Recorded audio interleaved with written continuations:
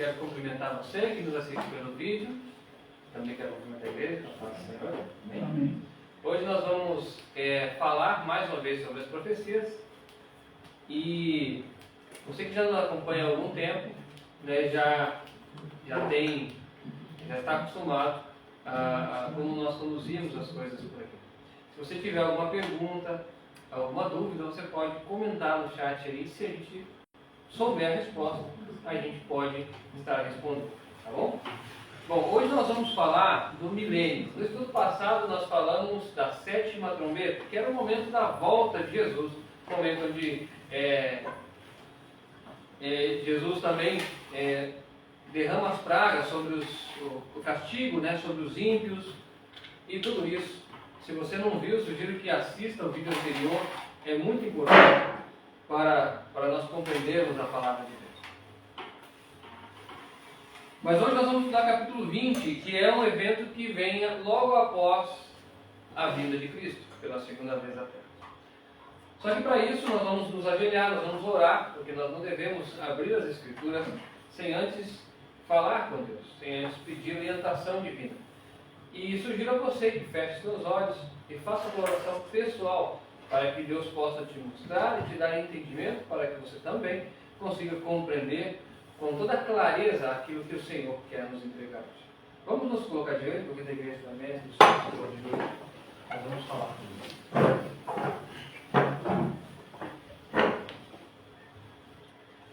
Senhor, meu Deus e Pai, quero te louvar e agradecer, Senhor, por mais uma oportunidade de estarmos na Tua casa para estudar a Tua palavra. Eu quero pedir perdão, Senhor, pelas minhas faltas, pelos meus pecados. Quero estar limpo diante de Ti e diante do Teu povo.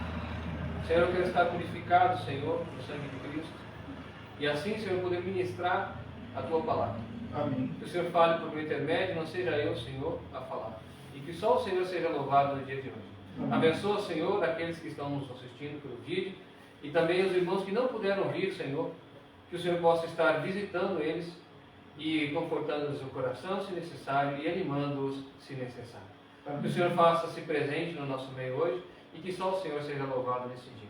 Amém. Em nome de Cristo Jesus. Amém. Amém. Amém, meus irmãos? Eu só peço um minutinho a vocês. Eu quero compartilhar esse vídeo com algumas pessoas. E aí já daremos sequência no estudo.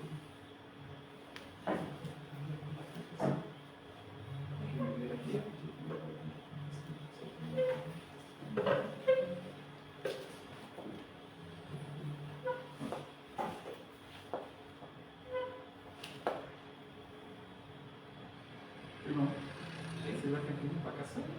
Eu vou encaminhar, tá?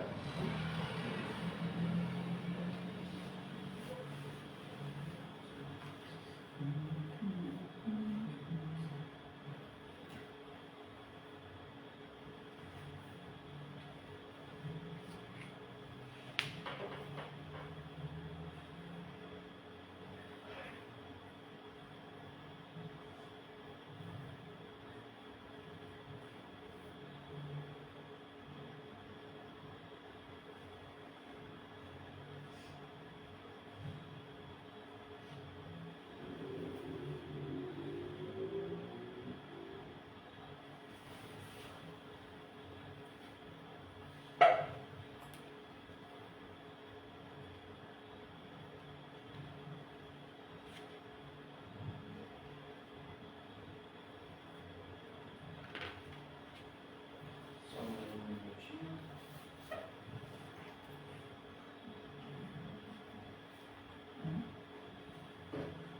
Ok, meus irmãos, já fizemos o compartilhamento aqui.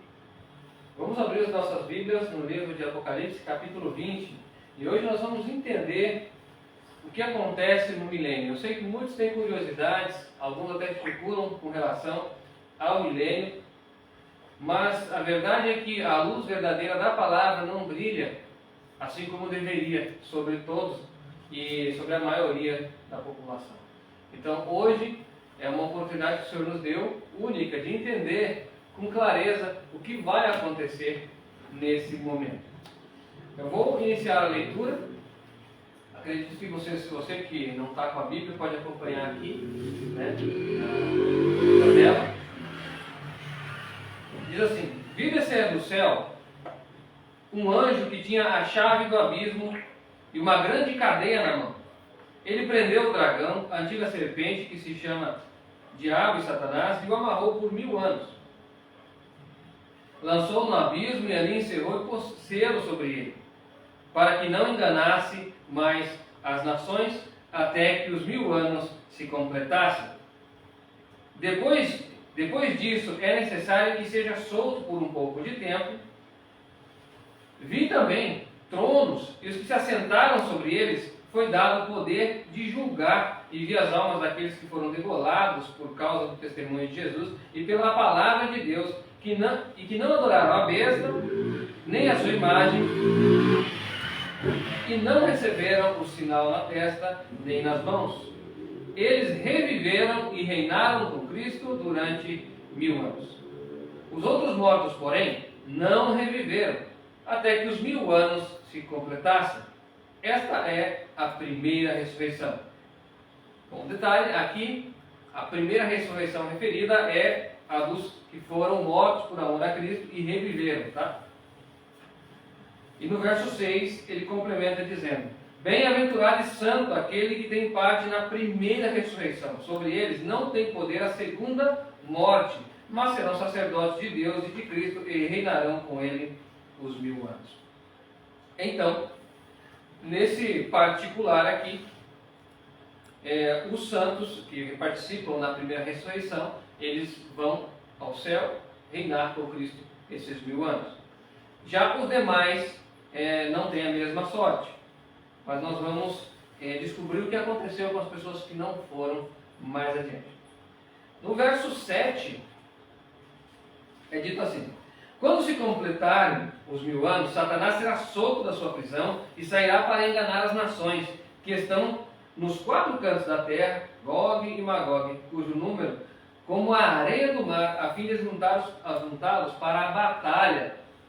E subiram a largura da terra e cercaram o arraial dos santos, a cidade querida, mas desceu fogo do céu e consumiu. Detalhe, aqui deveria ser um ponto de interrogação para todos nós: os salvos não estão no céu? Como que os ímpios aqui vão cercar o arraial dos santos? Bom, depois a gente vai responder essa pergunta. Eu só parei nela aqui para que vocês atentassem para esse detalhe, né? E diz assim: e o diabo que os enganava foi lançado no lago de fogo e enxofre, onde estão a besta e o falso profeta. De dia e de noite serão atormentados para todo sempre. Então vi um grande trono branco, e o que estava sentado sobre ele. Da presença fugiram a terra, o céu, e não se achou lugar para eles. E vi os mortos, grandes, pequenos, que estavam diante do trono, e abriram-se os livros. E abriu-se outro livro, que é o da vida, e os mortos foram julgados pelas coisas que estavam escritas nos livros, segundo as suas obras. E o mar entregou os mortos que nele havia, e a morte e o além deram os mortos que nele havia, e foram julgados cada um segundo as suas obras. Então a morte e o inferno foram lançados no lago de fogo. Esta é a segunda morte. E todo aquele que não foi achado inscrito no livro da vida foi lançado no lago de fogo. Aqui nós já podemos retirar um ensinamento, né? O inferno não é o lago de fogo. É o entendimento que muitos têm de que o inferno é o lago de fogo. Não, isso não é verdade. O inferno representa aqui a condenação, a sentença de morte. Mas o lago de fogo, ele é o momento que vai ser destruído, né, o ser humano e os anjos caídos também. Bom, agora nós vamos iniciar de novo lá no verso 1. Peço que o irmão coloque o Apocalipse ilustrado agora, no capítulo 20. E aí nós vamos vir interpretando, né, cada parte do texto, para que a gente possa construir o entendimento, tá? Vamos lá. No verso 1 e 2 é dito: Então vi descer do céu um anjo que tinha a chave do abismo e uma grande cadeia na mão. Vamos lá. Como que a gente pode entender essa questão da a chave do abismo? Aqui, claro, está ilustrado como João viu. Ele viu, assim, semelhante a isso, né? Um anjo com uma chave na mão e uma corrente, né? Uma algema, algo semelhante. Vamos esperar que passe o carro aqui.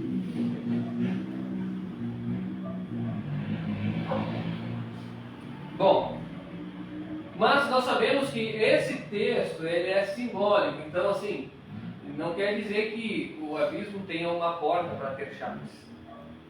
Lembrem-se da quinta trombeta, quem assistiu os estudos anteriores vai ver que na quinta trombeta aparece também, né, alguém com a chave do abismo. Só que naquele contexto não era um anjo de Deus, mas sim Satanás. Vamos ler lá no capítulo 8 de Apocalipse. Capítulo 9, perdão. Capítulo 9.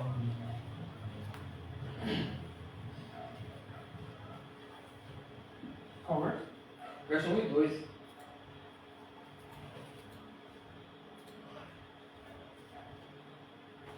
Diz assim: o quinto anjo tocou sua trombeta e viu uma estrela que do céu caiu na terra, e foi-lhe dada a chave do poço do abismo.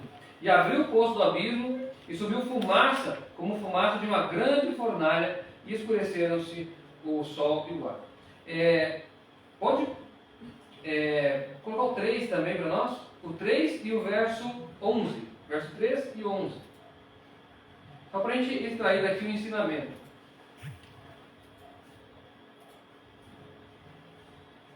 É dito assim: e da fumaça saíram gafanhotos sobre a terra, e foi-lhes dado poder como tem os escorpiões da terra. No verso 11 fala assim: tinham sobre si como rei o anjo do abismo, cujo nome em hebraico é Abaddon e em grego Apolion. O anjo do abismo é o próprio Satanás. Tá? Então na quinta trombeta ele recebe autoridade para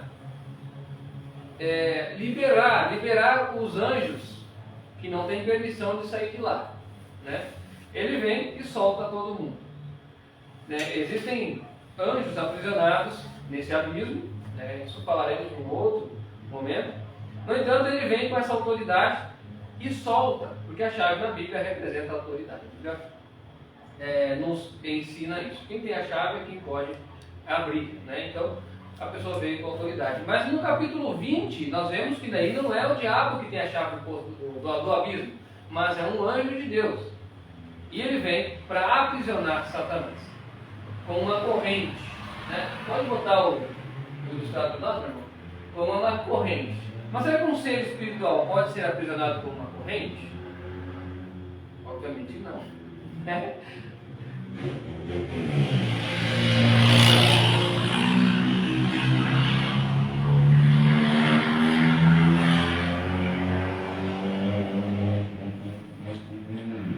Por vezes, o ser humano consegue escapar das correntes. Né? Então, muito mais um ser espiritual.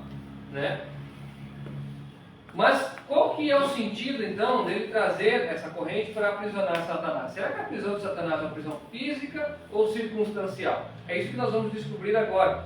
Quando ele fala assim, verso 3: lançou-o no abismo e o encerrou e pôs selo sobre ele, para que não enganasse as nações. Aqui está o segredo, aqui está a pista para nós entendermos o sentido. Quando ele diz que pôs selo sobre ele, o selo é algo que impede que alguém abra alguma coisa, certo? Mas no sentido espiritual, isso tem outra conotação. Lembre-se do livro de Daniel que foi selado? Mas o livro de Daniel foi selado até o tempo determinado, certo? Porém, o livro de Daniel era aberto. Antes do tempo determinado, ele continuava aberto.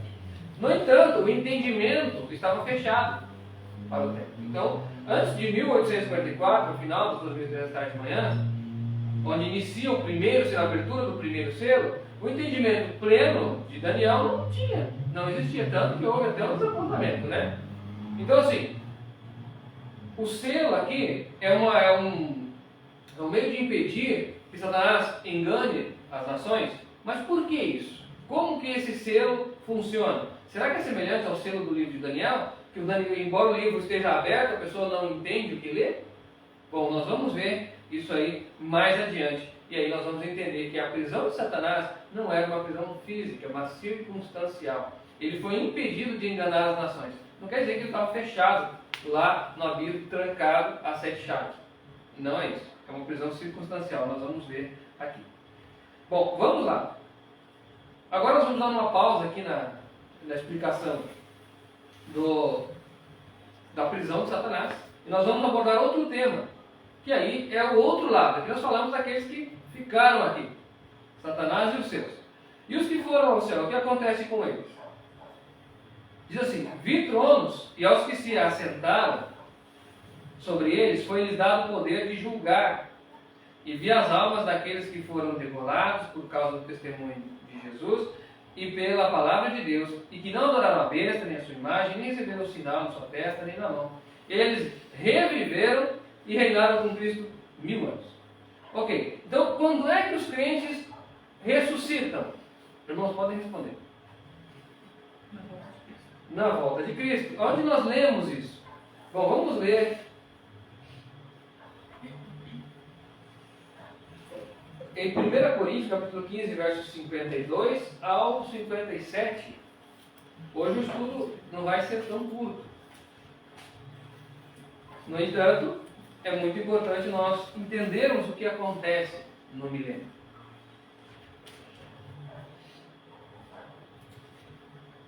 Deixa eu olhar aqui. 52? 52 ao 57.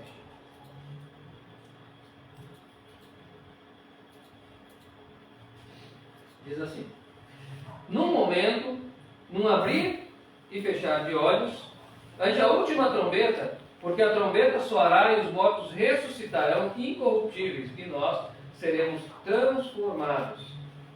Então, nesse momento aqui, ao soar da trombeta, nós sabemos qual trombeta aqui é a última, né? Qual que é a última trombeta? A trombeta número 7. Então, o momento da vinda de Cristo, na 7ª trombeta, nós falamos no estudo passado. Então, ali, os santos ressuscitam.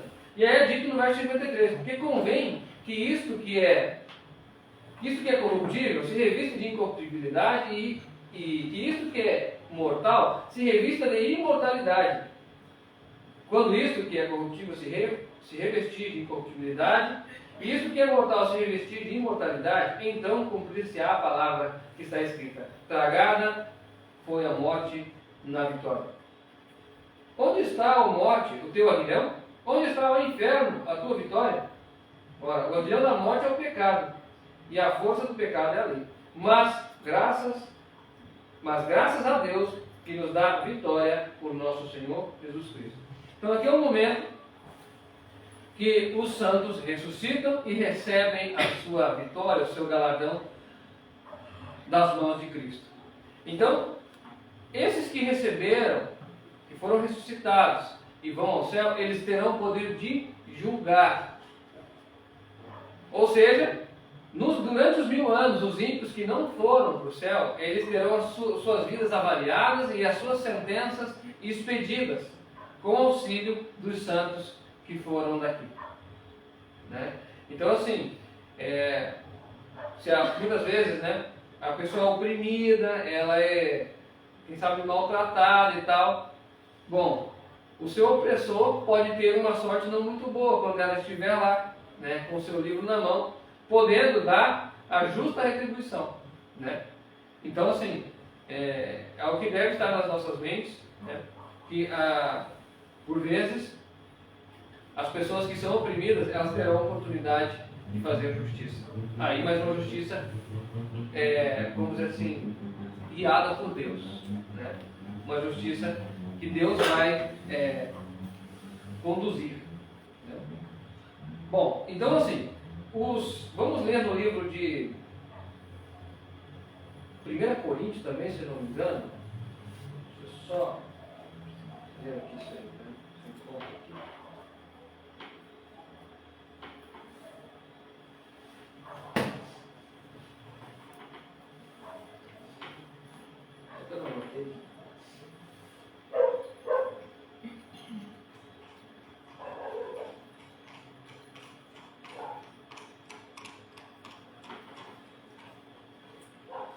Deixa eu acabei não anotando. Ah, anotei aqui.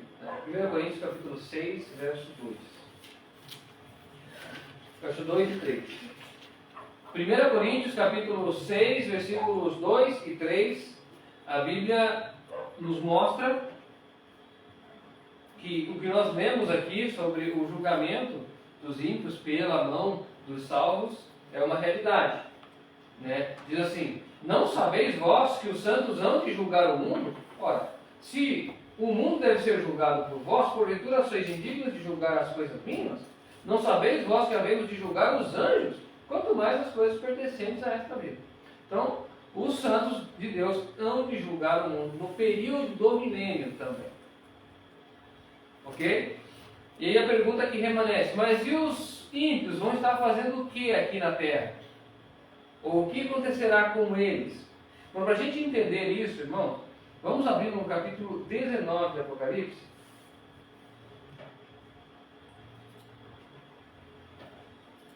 No capítulo 19 fala das bodas do Cordeiro, né? Diz assim, Apocalipse 19, versos 1, versos 7, de 7 a 21, né?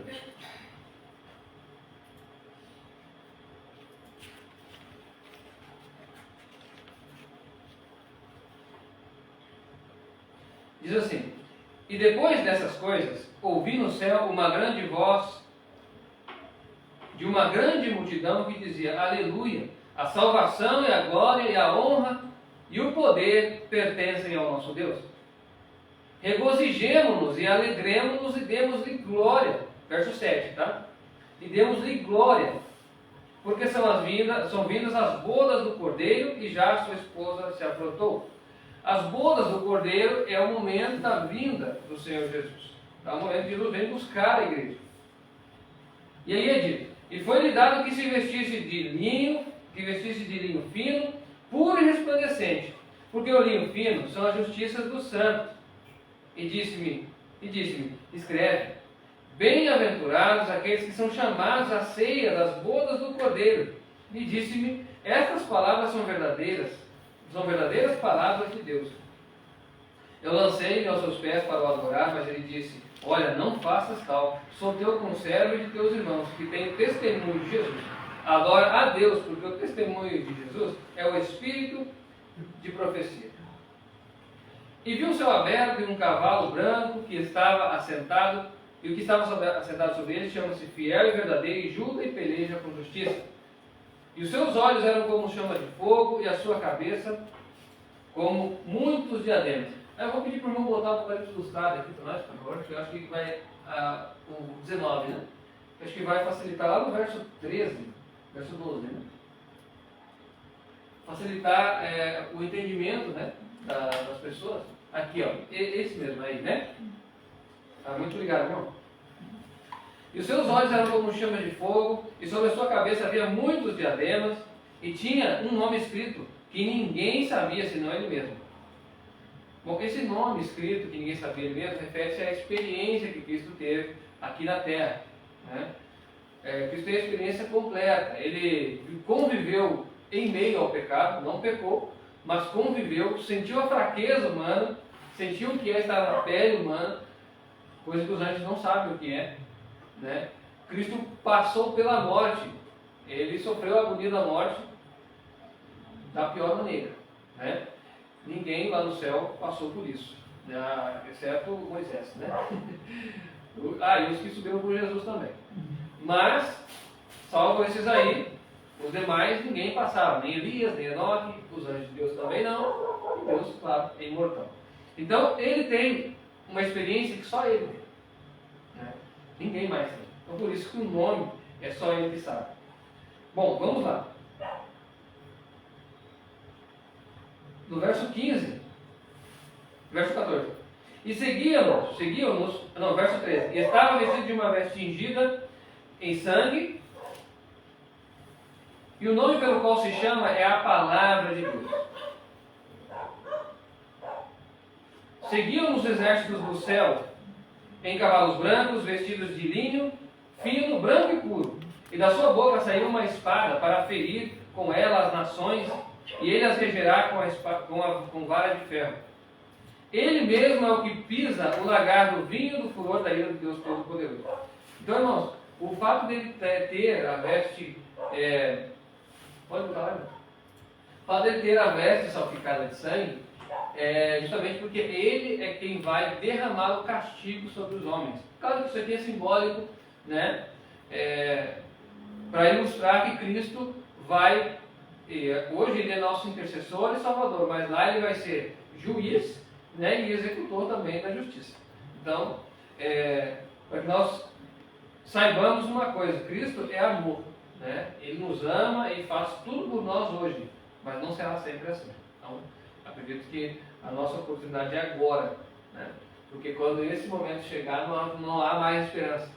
Eu sei que há alguns que pregam que depois do milênio vai ter uma segunda chance, uma terceira volta de Jesus. Irmãos, isso é coisa do diabo. Isso é engano de Satanás. Não tem segunda chance. O homem está ordenado a morrer uma só vez, depois disso vindo o juízo. Não tem segunda chance não. Tá? Bom, vamos lá. O verso 16 diz assim: E no manto e na sua coxa estava escrito o nome, Rei dos Reis e Senhor dos Senhores. E viu um anjo que estava no sol e clamou com grande voz, dizendo a todas as aves que voam pelo meio do céu: Vinde, ajuntai-vos à ceia do grande Deus, para que comais a carne dos reis, dos tribunos, a carne dos fortes, e dos cavalos, e dos que se assentam sobre eles. E a carne de todos os homens, livres, servos, pequenos e grandes, e vi a besta e os reis da terra e os seus exércitos reunidos para fazerem guerra contra o que estava sentado sobre o cavalo e o seu exército. Então nós vemos ali a conhecida, né, como a Batalha do Armagedon e tal. Então ali, nesse momento, pode baixar um pouquinho mais, meu irmão? Aí, aqui dá para ver, né, os reis com seus exércitos para guerrear contra Jesus. E é claro que isso não vai dar certo, né? É claro que assim, o homem na sua loucura vai achar que pode vencer a Deus. É claro que enganados pelo diabo, acharão que pelo seu poderio poderão fazer alguma coisa, né? Triste será o final. Bom, a Bíblia nos mostra que Jesus fará chover uma saraivada, né, uma chuva de pedras, de peso de 34 quilos aproximadamente sobre os homens, e eles vão blasfemar contra Deus porque vão sofrer muito. No verso 20 diz assim: E a besta foi presa, e com ela o falso profeta, que diante dela fizeram sinais, com que enganou os que receberam o sinal da besta, e adoraram a sua imagem. Esses dois foram lançados vivos no lago de fogo, que arde com enxofre. E os demais foram mortos com a espada que saía da boca do que estava assentado sobre o cavalo, e todas as aves se fartaram de suas carnes.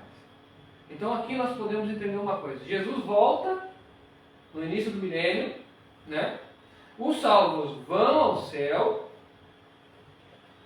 os ímpios que ficaram, o que aconteceu com eles? Irmão, o que aconteceu com o ímpio que ficou? Pode falar mais alto. Sim, eles são mortos pela espada que sai da boca de Cristo. Aqui, claro, a espada que sai da boca de Cristo, ela é simbólica. Eles morrerão pelo resplendor da glória de Cristo, serão mortos, né? Então, irmãos, não vai ficar ninguém na terra. E por isso que nós vimos lá o selo que foi posto sobre Satanás, não é como assim, uma amarração como existia antigamente. Não.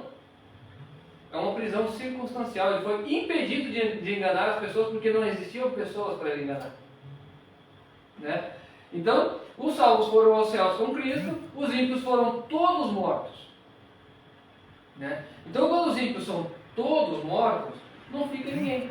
E aí ele fica sozinho, aqui na cadeirinha do pensamento, e vai meditar naquilo que ele fez, né?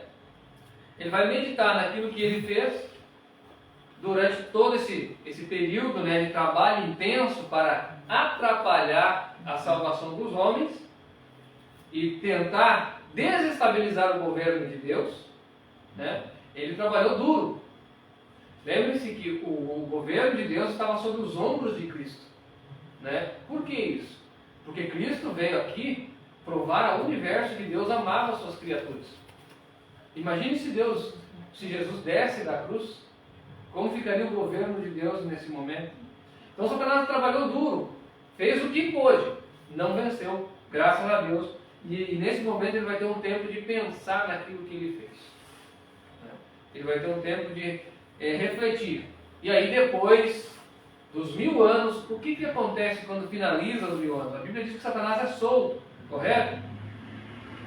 Vamos ler no Apocalipse capítulo 20 novamente. O que o irmão bota no Apocalipse 20 ilustrado ali? No verso 5, se for possível, irmão. Pode subir mais.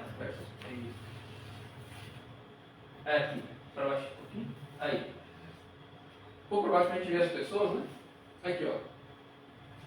No verso 5 fala: os outros mortos, porém, não reviveram até que os 1000 anos se completassem. Esta é a primeira ressurreição. Bom, a primeira ressurreição que ele está mencionando aqui não é a ressurreição dos ímpios, tá? É a ressurreição que fala no verso 4, a ressurreição dos degolados, tá? Dos salvos. Né? Vou ler o verso 4 também, né? Para que não fique mal entendido isso aqui.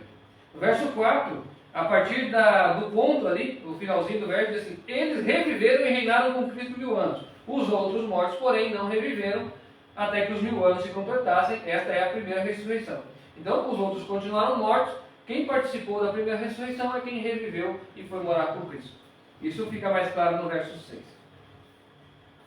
E aí, no verso 6 ele diz: bem-aventurado e santo aquele que tem parte na primeira ressurreição. Então aqui fica claro que a primeira ressurreição refere-se aos salvos, tá? Porque os outros mortos só vão ressuscitar no final do milênio, né?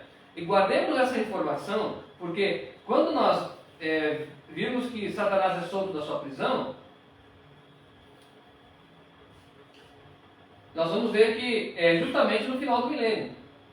Deixa eu só ver como é que está o texto aqui. Isso, verso 7. Quando se completarem os 1000 anos, Satanás será solto da sua prisão. Por que Satanás será solto da sua prisão quando se completarem os 1000 anos? Vamos lá, me ajuda. Porque os mortos ressuscitam. Ele estava impedido de enganar as nações porque não tinha ninguém para ele enganar. Agora os mortos ressuscitaram, então ele sai de novo com toda aquela empolgação para poder enganar. E aí ele diz: e sairá para enganar as nações que estão nos 4 cantos da terra, Gog e Magog, cujo número é como a areia do mar, a fim de juntá-los para a batalha. E subiram a largura da terra e cercaram o arraial dos santos e a cidade querida. Ok. Então, aqui nós temos um ponto. Poxa, se os salvos estão no céu com Cristo, como eles vão cercar a cidade e o arraial dos santos? Né? Isso para nós quase não faz sentido, né? O que a gente está lendo até agora. Mas, vamos ver o que acontece no capítulo 21, verso 2. Capítulo 21, verso 2.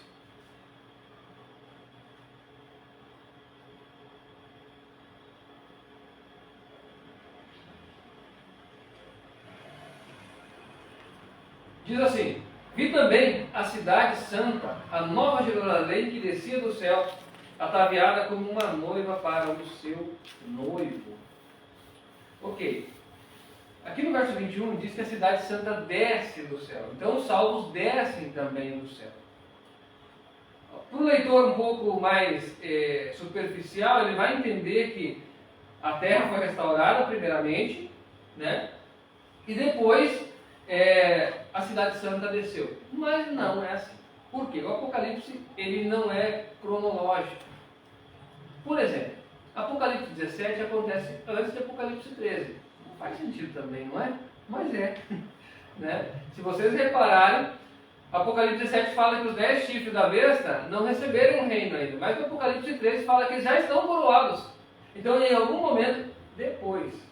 Então, não necessariamente o Apocalipse ele é cronológico. Tem pontos que são, sim. Tem outros que não. E esse é um desses. Tá? Porque a cidade santa ela desce do céu e aí os ímpios que ressuscitaram vão rodear a cidade. Onde nós podemos encontrar mais evidências sobre isso? Vamos abrir no livro de Zacarias, capítulo 14. Zacarias, capítulo 14, verso 4. Verso 4, 8, 9, 10 e 11. Você pode ler ali, Zacarias é uma profecia de dupla aplicação, assim como Lucas 21, por exemplo, que fala da queda de Jerusalém, mas também fala da destruição do mundo, certo? E Zacarias capítulo 14, verso 4, ele fala também do momento das batalhas do povo de Israel, mas também é uma alegoria que nos mostra o que vai acontecer no futuro, ou seja, é uma ilustração daquilo que vai acontecer no futuro. Eu não estou inventando, a Bíblia que diz isso. Nada há novo debaixo do sol. Tudo que houve no passado voltará a ter. Então isso aqui, a Bíblia também diz que tudo que antes foi escrito, para o nosso ensino foi escrito. Então vamos aplicar isso aqui, e aí nós vamos ver que é realmente assim como nós estávamos dizendo. Diz assim: e naquele dia estarão seus pés sobre os montes das oliveiras, que está defronte de Jerusalém, para o oriente. E o monte das oliveiras será fendido pelo meio, para o oriente e para o ocidente, e haverá um vale muito grande, e a metade do monte se apartará para o norte, e a outra metade dele para o sul. Então aqui fala que Deus, no caso, estará, os seus pés de Deus estará sobre o monte das oliveiras. Aí no verso que ele vai se fender e tal, no verso 8, ele diz assim: naquele dia também acontecerá que sairão de Jerusalém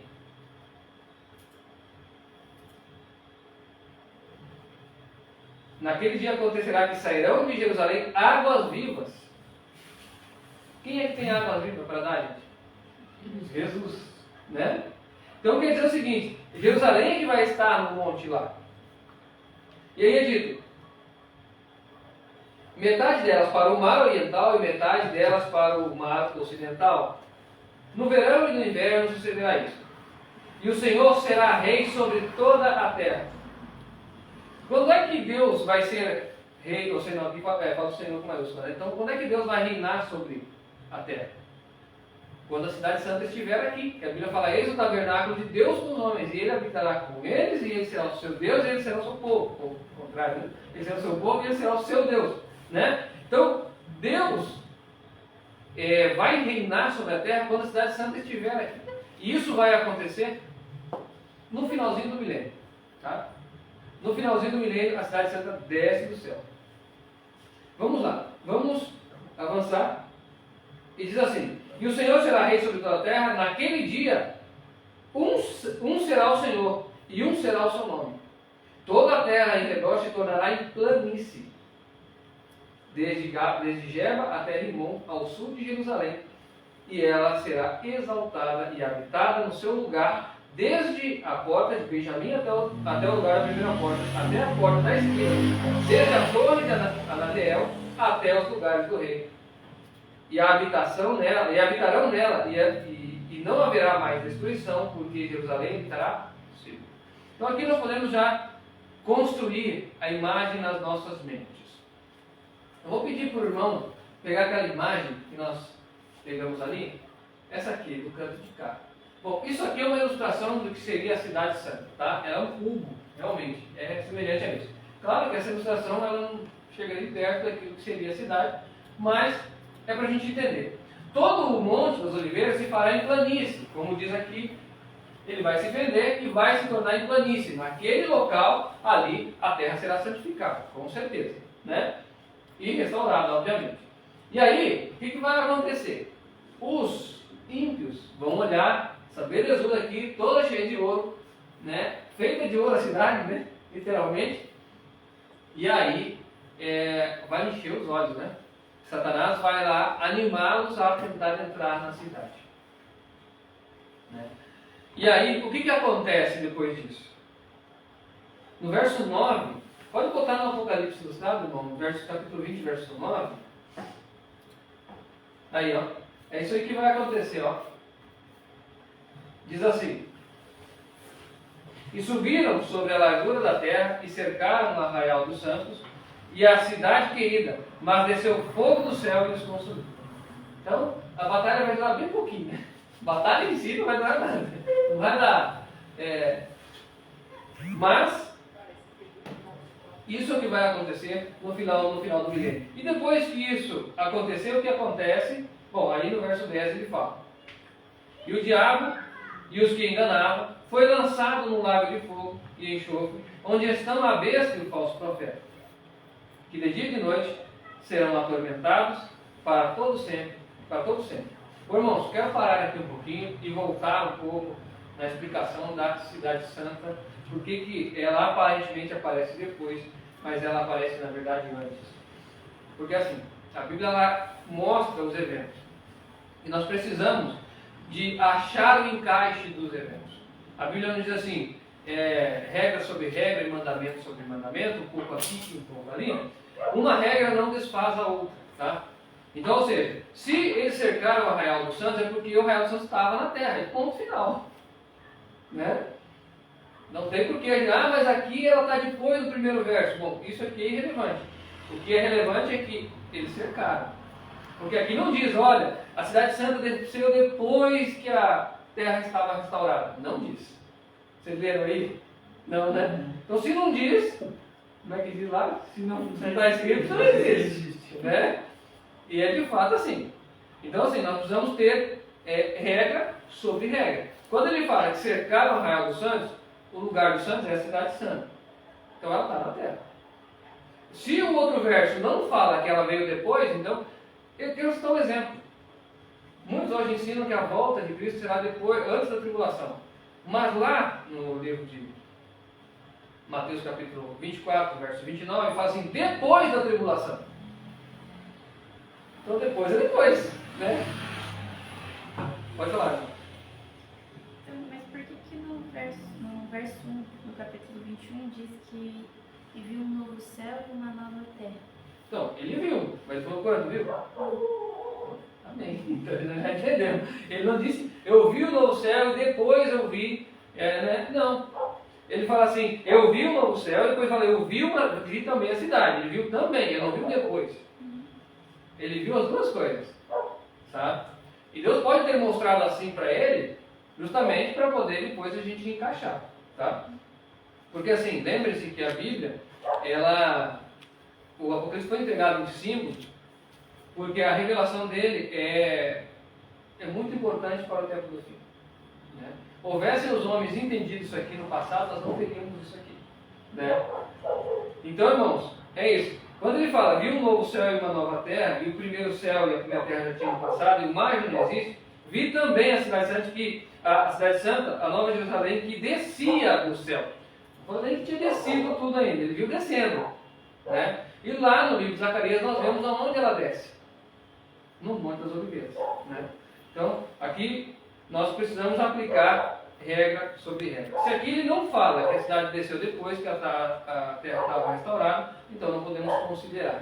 Nós consideramos o que ele diz no verso 9 de Apocalipse 20, que o Arraial dos Santos estava na terra no momento que os ímpios ressuscitaram.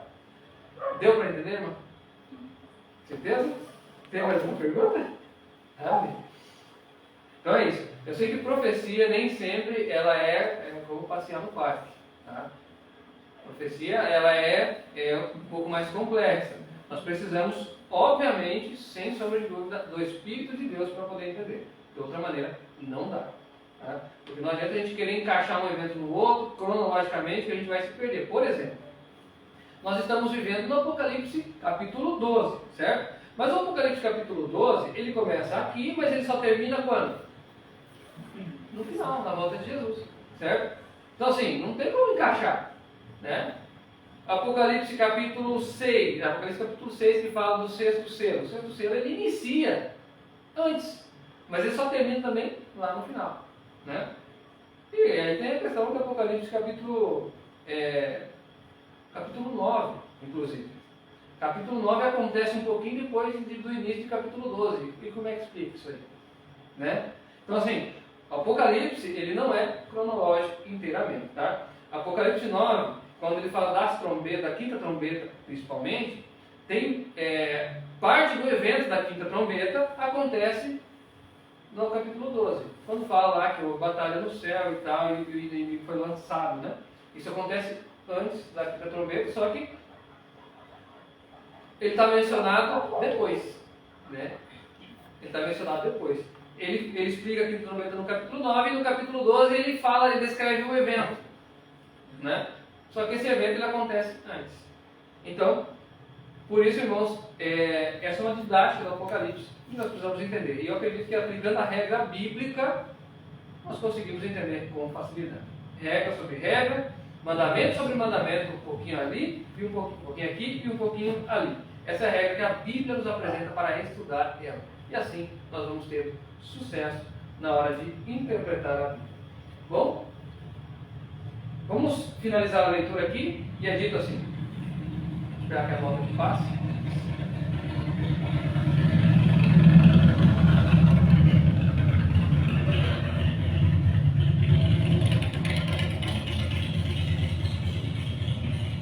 É dito assim, verso 12, verso 11, perdão. Então, vi um grande trono branco, e o que estava sentado sobre ele, da presença fugiram a terra, o céu, e não se achou lugar para eles. E vi os mortos, grandes, pequenos, que estavam diante do trono, e abriram-se os livros, e abriu-se outro livro, que é o da vida. E os mortos foram julgados pelas coisas que estavam escritas nos livros, segundo as suas obras. E o mar entregou os mortos que nele havia, a morte e o além deram os mortos que nele havia. E foram julgados cada um segundo as suas obras. Então, a morte e o inferno foram lançados no lago de fogo. Esta é a segunda morte. E todo aquele que não foi achado inscrito no livro da vida foi lançado no lago de fogo. Então, meus irmãos, aqui finaliza a história do pecado na terra. Aqui finaliza, ou seja, são destruídos raiz e ramos, os ímpios e o seu chefe, Satanás. São lançados no lago de fogo, onde é a segunda morte. E um detalhe, muitos acreditam que a pessoa vai ser lançada ali e vai queimar para sempre. Isso não é verdade, até porque a terra será restaurada logo em seguida. Então, isso não pode durar muito tempo, né? A Bíblia nos apresenta evidências de que os ímpios serão lançados lá e morrerão. Por isso que ele fala a segunda morte. Morte é quando a pessoa deixa de existir, certo? Então, vamos ler no livro de Judas, capítulo 1, verso 7.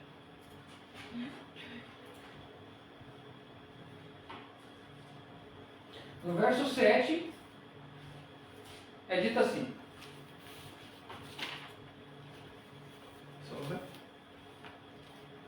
Só o 7.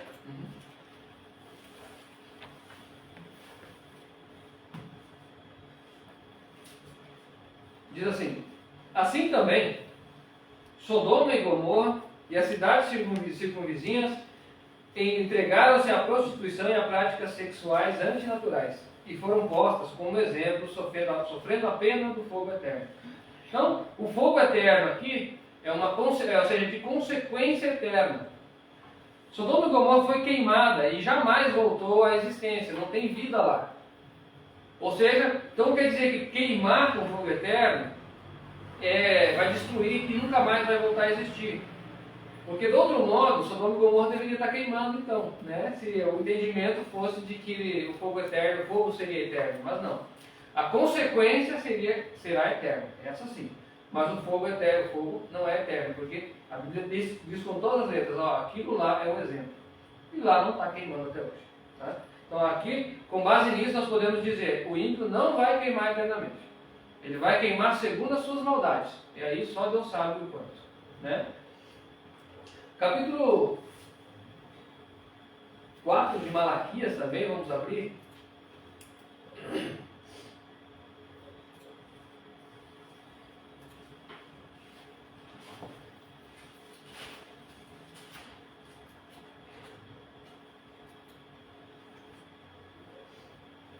Verso 1 e 2.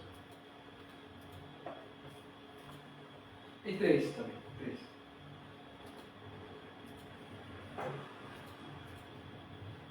E já podemos ir fechando o nosso entendimento. Vai dizer assim: certamente aquele dia vem, arderá como fornalha, e todos os soberbos e os que cometem impiedade serão como a palha. E o dia que está para vir os abraçará, diz o Senhor dos Exércitos. De sorte que não lhes deixará nem raiz, nem ramo. Então, vai ser destruído tudo. E no verso 2 fala, para vós, porém, que temeis o meu nome, nascerá o sol da justiça, trazendo salvação debaixo das suas asas, e saireis e saltareis como bezerros libertos na estrebaria. Pisareis os ímpios, porque se farão cinzas debaixo das plantas dos vossos pés, naquele dia, e prepararei, naquele dia que prepararei, diz o Senhor dos Exércitos. Ou seja, os ímpios vão queimar aqui na terra. Por isso que eles vão se fazer cinza debaixo dos pés dos salvos. Porque quando a terra for restaurada, as cinzas deles ficarão por baixo. Né? Se isso for simbólico, talvez. Mas a verdade é que sim, eles vão queimar aqui e ficarão aqui. E então, isso já desmistifica a ideia de que existe um inferno vigente, hoje vamos dizer assim. Um inferno que já esteja funcionando, não. A terra é que estará em convulsão nesse momento, e aí sim, Deus vai formar aqui um lago de fogo e vai queimar tanto os ímpios quanto o seu guia, né, Satanás. E no livro de Isaías, capítulo 66, a Bíblia nos apresenta que eles vão morrer mesmo. Tá?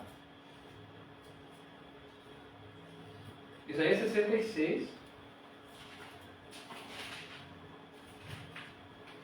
verso 22 em diante. 22 a 24.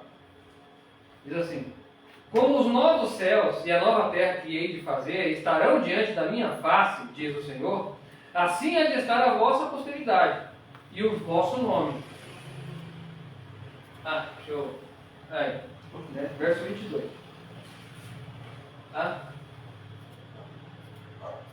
Amém. Eu consegui aqui colocar. Vamos lá. Vamos ler novamente. Como os novos céus... Ele está... está dando erro. Tá. Agora, né?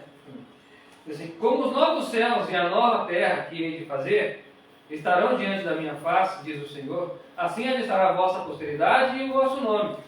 E de uma lua nova a outra, e de um sábado ao outro, virá toda a humanidade a adorar na minha presença, diz o Senhor.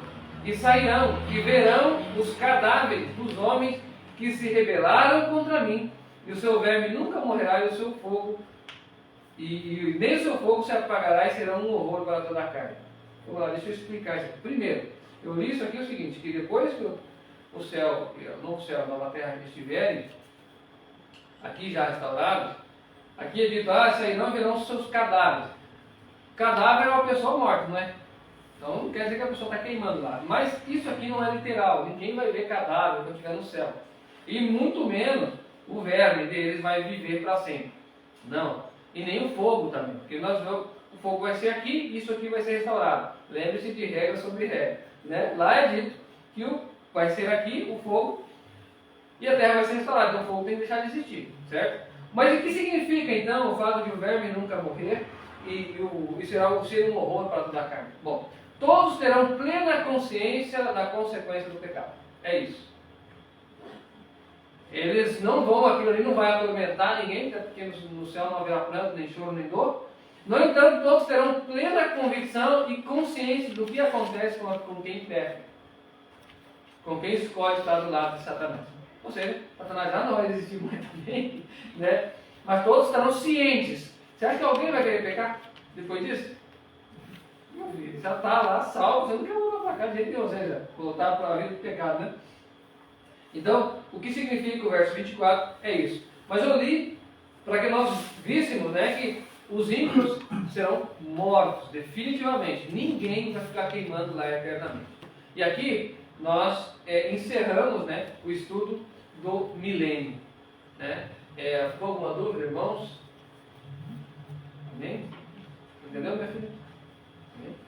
A irmã tem alguma pergunta? Não é bom que a irmã perguntou, porque assim, aí as pessoas certamente estavam pensando, poxa, mas isso, né? Porque é natural, todos nunca, eu já perguntei, tá, isso aqui, né? E não na cabeça cabeça da gente, né? Mas Deus, na sua graça, Ele vai dando luz, né? E nós vamos conseguindo compreender. Então, meus irmãos, para finalizar, eu gostaria de ler Apocalipse, capítulo 14, versículo 12. Aqui fala daqueles que vão entrar no céu, daqueles que são santos, daqueles que habitarão na cidade, quando esta descer à terra.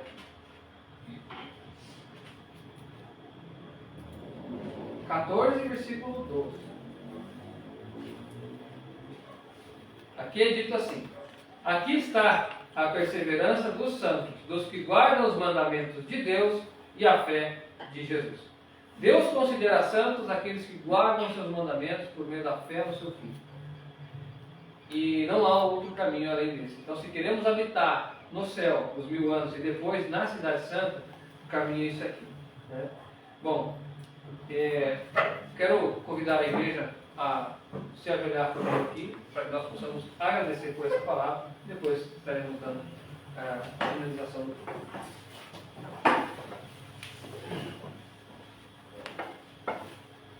Eterno e poderoso Deus, quero te louvar e agradecer, Senhor, pela palavra de hoje. Amém. Esperamos, Senhor, que essa palavra possa entrar nos corações e ali permanecer, e que toda a luz do Teu Evangelho, das Suas profecias, possa brilhar, Senhor, sobre aqueles que assistiram, sobre aqueles que ouviram, e aqueles que hão de ver, Senhor. Que eles possam ter uma breve noção daquilo e da glória que o Senhor tem preparado para os santos, para aqueles que amam o Teu nome. Amém. Peço também, Senhor, que o Senhor abençoe-nos agora e que grave essas palavras, Senhor, em nossos corações e mentes, de maneira que não venhamos esquecer dela. Senhor Deus, nós queremos também pedir as Tuas bênçãos sobre os irmãos que não estão aqui, que não vieram, e que eles possam ser alcançados por Ti. Abençoa os que estão aqui, que eles possam ser cheios do Teu Santo Espírito, preparados e fortalecidos no Teu poder, ó Deus. Amém. Isso é o que nós te pedimos, em nome de Cristo Jesus. Amém. Amém. Bom, vamos entoar uma canção. Breve Jesus voltará, pode ser? Nós vamos cantar uma canção e aí então estaremos encerrando.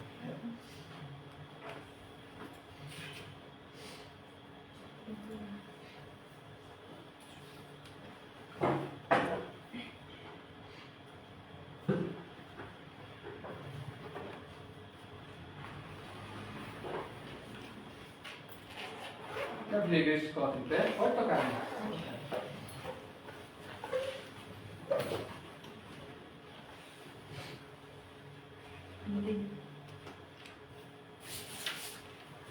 Vamos só esperar o irmão botar o violão aqui.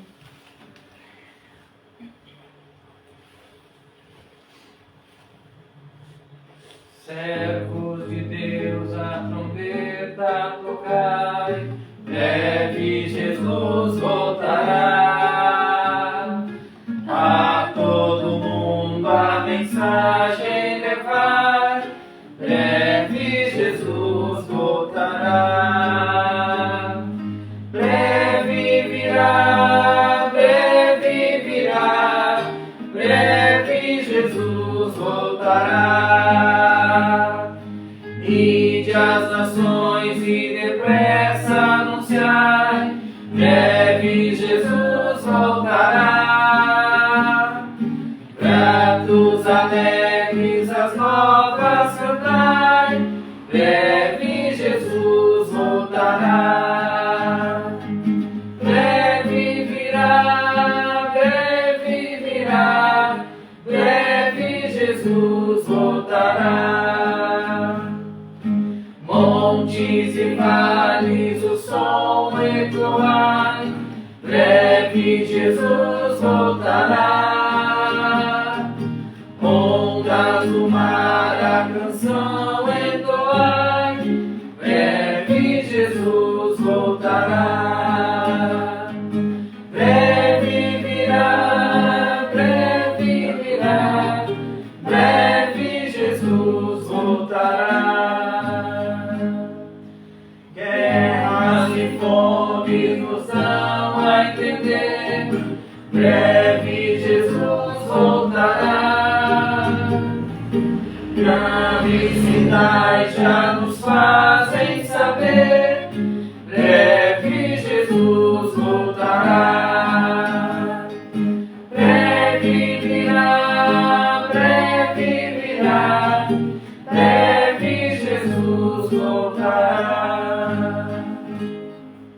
Amém, irmãos.